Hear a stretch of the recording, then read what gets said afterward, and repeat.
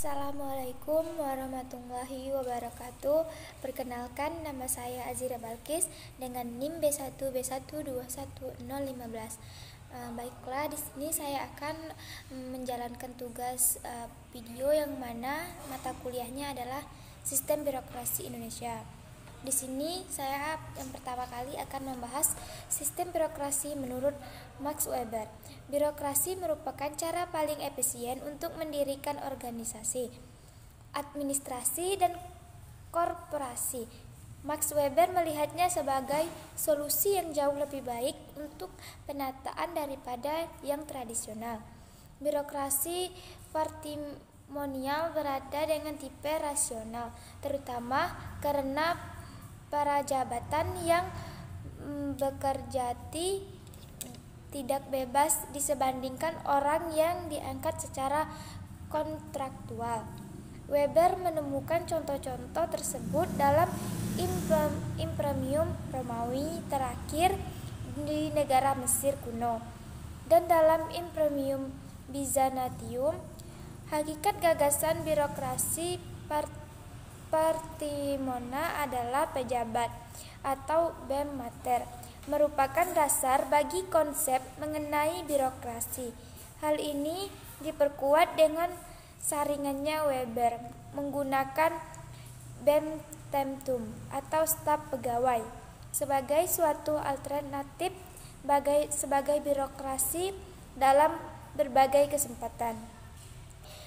Weber menekankan mengenai ciri organisasional tertentu, menggunakan bahwa prosedur pengangkatannya merupakan konsep umum birokrasi, bukan hanya merupakan gagasan mengenai kelompok, akan tetapi tindakan yang berbeda.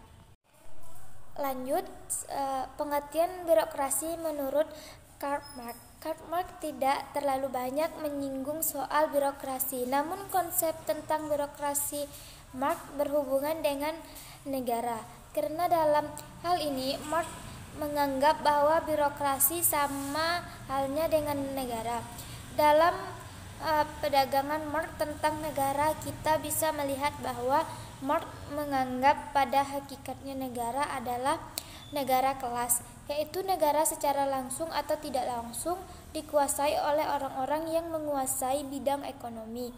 Jadi menurut Marx bahwa negara bukanlah lembaga di atas masyarakat yang bertindak secara pamrih dan bersifat netral demi kepentingan umum, namun sebagai alat di tangan para pemilik modal untuk mempertahankan kekuasaannya.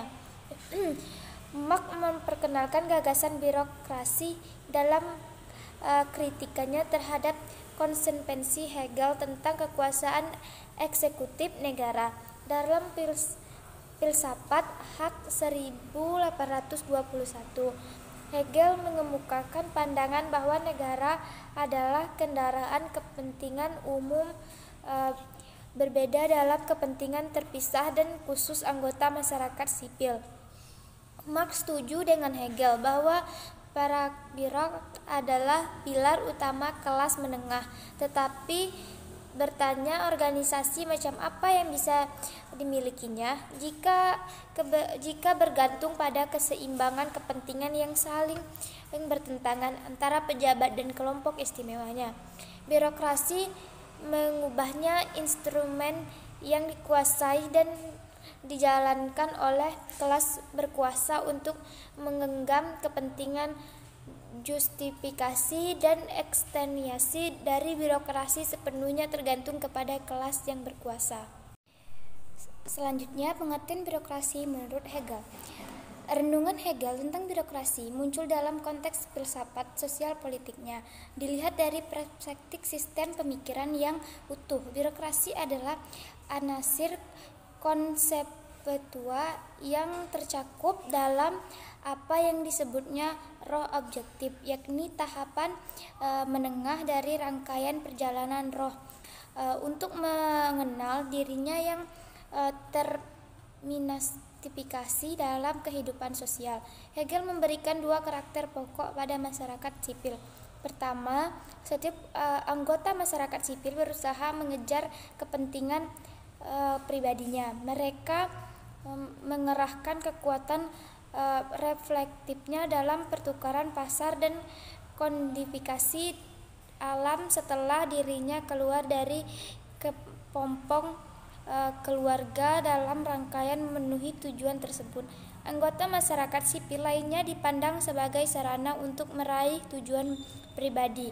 Akan tetapi, dan ini karakter pokoknya kedua dari masyarakat sipil. Dalam rangka memenuhi kepentingan pribadinya tersebut, mau tidak mau anggota masyarakat sipil haruslah memuaskan kebutuhan dari anggota masyarakat sipil lainnya. Hegel birokrasi dipercaya memiliki kemampuan untuk mengetahui kepentingan otentik dari masyarakat sipil. Perbandingan birokrasi menurut pertokohan Weber, Karl Marx, dan Hegel. Menurut Weber, birokrasi adalah suatu badan administratif tentang pejabat yang diangkat dan membentuk hubungan kolektif bagi golongan pejabat itu sebagai suatu kelompok tertentu yang berbeda, yang pekerjaannya dan pengaruhnya dapat dilihat dalam organisasi tertentu. Khususnya menurut produser pegangan katanya dengan demikian, berarti bahwa dalam konsep umum tentang birokrasi Weber bukan hanya terdiri dari gagasan tertentu tentang kelompok, tetapi juga gagasan tentang bentuk-bentuk tindakan yang berbeda dalam kelompok tertentu. Itu seandainya menurut Hegel. Hegel menyatakan bahwa peran dari kelompok fungsioner negara tidak sepenuhnya administratif, namun juga intelektual dengan sarapan mereka ke dalam negara. Dalam masyarakat, intelektual itu mampu menemukan jati diri mereka. Ini disebabkan karena negara di mana beragam kepentingan partikular masyarakat sipil diselaraskan dan diangkat ke level umum yang lebih tinggi. Jadi negara bersifat universal bagi Hegel, membebaskan kaum intelektual yang mana di dalam masyarakat mampu menjalankan peran mediasi dan membawa kepentingan umum tingkatan yang lebih tinggi. Jadi bisa kita simpulkan bahwa dalam pandangan Hegel, birokrasi memiliki peran ataupun berperan sebagai jembatan penghubung antara masyarakat dan negara lain. Sekian penjelasan dari saya akhiri. Wassalamualaikum warahmatullahi wabarakatuh.